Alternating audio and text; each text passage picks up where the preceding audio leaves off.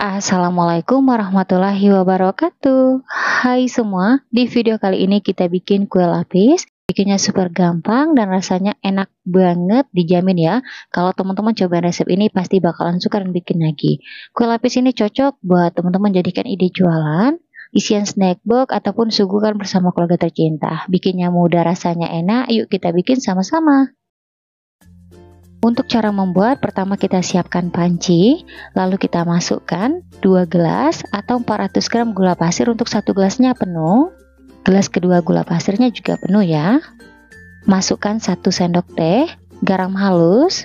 Lanjut masukkan 6,5 gelas atau 1600 ml santan, 1 gelasnya penuh. Gelas kedua santan penuh. Gelas ketiga penuh. Gelas keempat penuh, gelas kelima penuh, gelas keenam santannya juga penuh ya. Dan untuk yang setengah gelas santan batasnya seperti ini, jadi tidak penuh. Biar wangi tambahkan 2 lembar daun pandan. Lanjut kita masak. Untuk masak bahannya kita gunakan api kompor sedang aja. Kita masaknya sambil diaduk-aduk ya supaya nggak pecah santan. Dan ini kita masak santannya hingga mendidih. Untuk santannya ini saya gunakan santan segar dari 2 butir buah kelapa ukuran besar biar rasa kue lapisnya enak dan wangi. Nah, untuk santannya teman-teman wajib dimasak ya, biar kue lapisnya awet nggak cepat basi, apalagi kalau teman-teman bikin buat jualan. Kelihatan teman-teman santannya udah mendidih seperti ini. Oke, matikan api kompornya. Selanjutnya kita biarkan santan di suhu ruang hingga dingin. Selanjutnya kita bikin adonan. Siapkan wadah, masukkan 2/3 gelas atau 300 gram tepung beras untuk 1 gelasnya penuh. Gelas kedua tepung berasnya juga penuh. Dan untuk yang 2/3 gelas tepung beras batasnya seperti ini, jadi tidak penuh ya.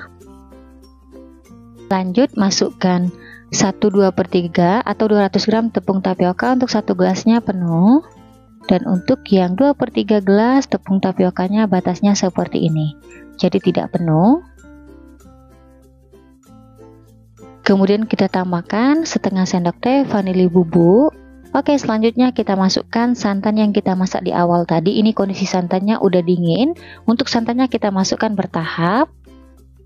Lalu kita aduk-aduk hingga adonannya tercampur rata. Oh ya teman-teman, sambil nonton video ini buat teman-teman yang baru bergabung, salam kenal. Mohon banget untuk bantuan subscribe dan aktifin juga channel loncengnya. Dan buat teman-teman yang sudah subscribe, saya ucapkan terima kasih banyak. Semoga teman-teman semua diberikan kesehatan dan dimurahkan rezekinya. Amin ya robbal alamin.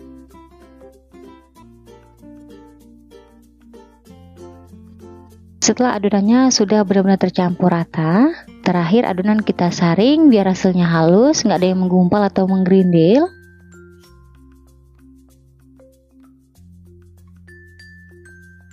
Setelah adonan kita saring, selanjutnya kita bagi 2 adonan sama rata. Untuk adonan pertama, kita masukkan warna hijau muda secukupnya. Kemudian kita tambah atau kita mix sedikit dengan pasta coklat ya. Di tahap ini untuk warna hijaunya boleh diganti dengan endapan pandan, jadi sesuai selera ya. Kita aduk-aduk hingga adonan hijaunya tercampur rata.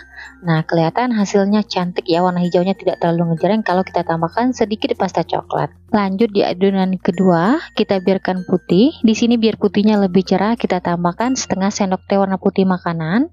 Untuk warna putihnya kita larutkan dengan sedikit air panas. Aduk-aduk hingga warna putihnya larut, lalu kita campurkan ke adonan.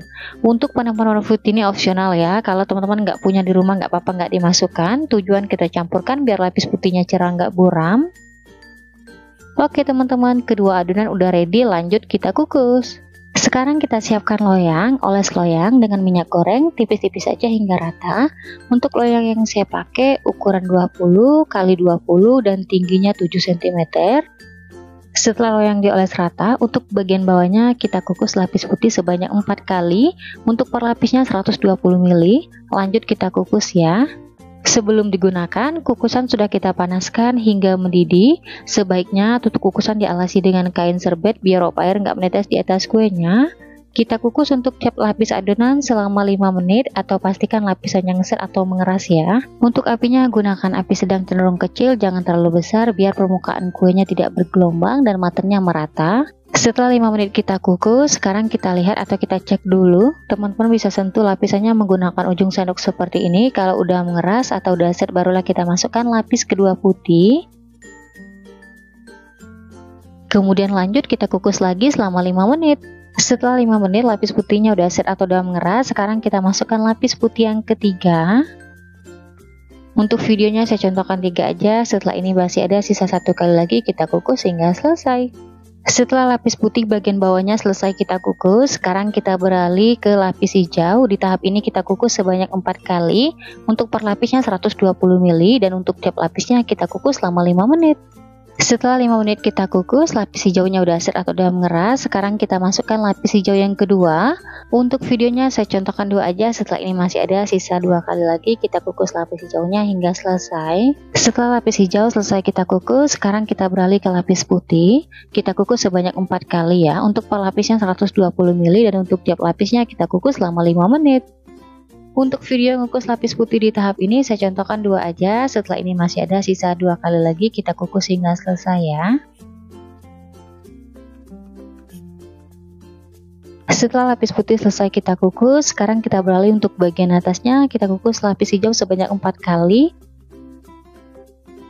Untuk per lapisnya 120 ml dan untuk tiap lapisnya kita kukus selama 5 menit. Untuk videonya saya contohkan beberapa aja, saya rasa kalau teman-teman lihat hasil kue lapisnya pasti bisa ya. Jadi untuk tiap lapisnya itu kita kukus sebanyak 4 kali. Setelah lapis demi lapis kita kukus, sekarang kita masukkan lapis hijau yang terakhir atau yang keempat. Untuk per lapisnya sama 120 ml dan untuk adonan lapis yang terakhir biar matangnya merata kita kukus selama 20 menit. Setelah 20 menit kue lapisnya udah matang, selanjutnya kita angkat, kita keluarkan dari kukusan. Kemudian kita biarkan dulu kue lapisnya di suhu ruang hingga dingin. Setelah kue lapisnya sudah benar-benar dingin, sekarang kita keluarkan dari loyang. Bagian pinggirnya kita sisir menggunakan spatula ya, ini bertujuan biar kue lapisnya mudah dikeluarkan. Langsung aja kita beri alas, kemudian loyangnya kita balik. Nah gimana nih teman-teman, mudah kan? Bikin kue lapis yang satu ini dijamin resepnya anti gagal, rasanya dijamin enak dan hasilnya cantik banget ya. Nah ini setelah kita keluarkan dari loyang, kelihatan teman-teman untuk warna kue lapisnya cantik ya, tidak terlalu ngejreng, sama seperti warna alami pandan ya. Nah ini langsung aja kita potong. Untuk pisaunya jangan lupa dilapisin dengan plastik biar nggak lengket. Untuk satu resep kue lapis ini kita potong menjadi 3 bagian, tapi di sini saya potong 1 bagian dulu. Kemudian kita potong lagi kecil-kecil di tahap ini. Untuk besar kecil potongannya sesuai selera. Nah kalau teman-teman bikin buat jualan, setelah dipotong kecil seperti ini kita kemas ke dalam plastik OPP. Untuk satu potong kuenya bisa dijual di harga 3 ribuan atau disesuaikan aja dengan bahan-bahan yang dipakai di rumah. Oke teman-teman semua, selamat coba resepnya ya. Lanjut teman-teman, setelah kue lapisnya dipotong-potong, sekarang kita cobain dulu ya. Untuk tekstur kue lapisnya lembut, kelihatan berpaduan warnanya cantik banget, menarik kalau teman-teman bikin buat jualan. Untuk makan kue lapisnya saya ambil per lapis biar seru ya. Bismillahirrahmanirrahim.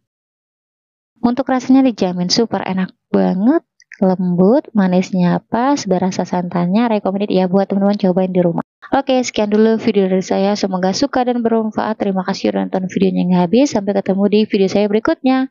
Wassalamualaikum warahmatullahi wabarakatuh.